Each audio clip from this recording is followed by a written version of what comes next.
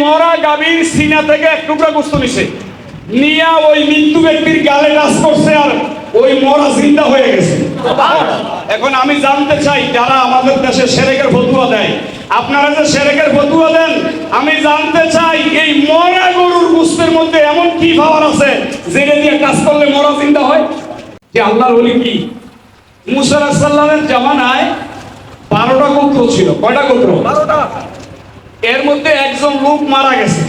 হুজুর আসেনি, এটা সূরা বাকারা, আমাদের মুফতি মামুন সব, হ্যাঁ, সূরা বাকারায় আছে। মানে একজন ব্যক্তি মারা গেছে, কে মারছে, কে হত্যা করছে এটা কেউ জানে না। তারা সবাই মিলে গবেষণা করে বাইর করতে পারে না কে লোকটারে হত্যা করছে। তারা বলল যে তিনি যেহেতু নবী মুসা, তার কাছে যাই, তিনি তো বলতে পারবেন। এনার কাছে গেলেন, ইয়া নবী আল্লাহ মুসা, আপনি তো নবী, আপনি বলেন তো একজন লোক মারা গেছে, কে মারছে আপনি বলেন। তো মুসা আলাইহিস সালাম যদি বলে দিতেন, আচ্ছা নবীরা বলতে পারে কি পারে না?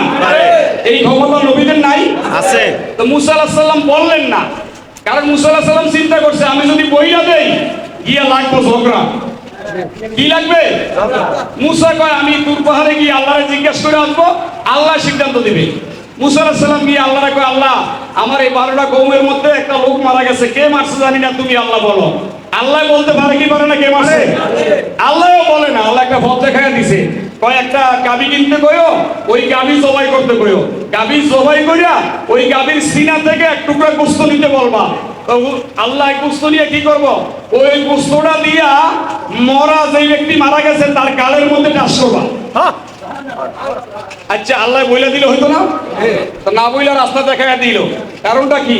তাইলে বুঝা গেল আল্লাহ সরাসরি বলতে পারতেন, কিন্তু না বলে রাস্তা দেখায় দিছে। এটাই বুঝা যায় আল্লাহকে সরাসরি পাওয়া যায়, কিন্তু আল্লাহ সেটা গ্রহণ করে না। আল্লাহকে চাইলে আল্লাহকে পাইতে চাইলে একটা মাধ্যম আল্লাহই শিখিয়ে দিয়েছে, একটা মাধ্যম আল্লাহই। সূরা বাকারা বিস্তারিত পাইবেন। আমি এবারত বলতে গেলে, আয়াত বলতে গেলে অনেক দেরি হবে, এই জন্য মুসা আলাইহিস সালাম আয়েশা বললো অনেক লম্বা কাহিনী, লাল হবে না দলা হবে, জোয়ান হবে না বুড়ো হবে, অনেক লম্বা ইতিহাস। তো তারা একটা গাভী সংগ্রহ করে জবাই করছে। আচ্ছা গাভী জবাই করার পরে কি জিন্দা না মরা? কথা কয় না, মরা। জিন্দা থাকতো তাইলে একটা কথা ছিল, গাভীটা যখন জবাই করছে জিন্দা না মরা? এই মরা গাভীর সিনা থেকে এক টুকরা গোশত নিছে, নিয়া ওই মৃত্যু ব্যক্তির গালে টাচ করছে আর ওই মরা জিন্দা হয়ে গেছে। এখন আমি জানতে চাই, যারা আমাদের দেশে শিরকের ফতোয়া দেয়, আপনারা যে শিরকের ফতোয়া দেন, আমি জানতে চাই এই মরা গরুর গোশতের মধ্যে এমন কি পাওয়ার আছে যেটা দিয়ে কাজ করলে মরা জিন্দা হয়? সুবহানাল্লাহ। কথা কি বুঝেন? গরু তো কি মরা, এই এক মরার গরু দিয়ে এক মরার গোশত দিয়ে আরেক মরার টাচ করলে জিন্দা হয়, এই গোশতের মধ্যে এমন কি পাওয়ার? তো সবার জবাব হয়তো একটাই দিবে, এছাড়া আর কোনো উপায় নাই। জবাব একটাই দিবে যে মরা গরুর গোশতের মধ্যে আল্লাহর কুদরত বিদ্যমান, এই কারণে এটা টাচ করার কারণে মরা জিন্দা হয়ে গেছে। হ্যাঁ মৌলভী সাহেব, এক মরা গরুর গোশত দিয়ে কাজ করলে আরেক মরা জিন্দা হয়, তোমার উত্তর যদি আসে এর মধ্যে আল্লাহর কুদরত বিদ্যমান।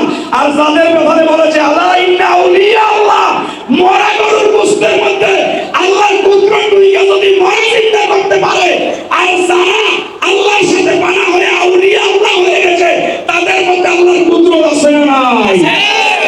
এই জন্যই গাউসুফার টাচ দিলে মরা জিন্দা হইতো। সুবহানাল্লাহ।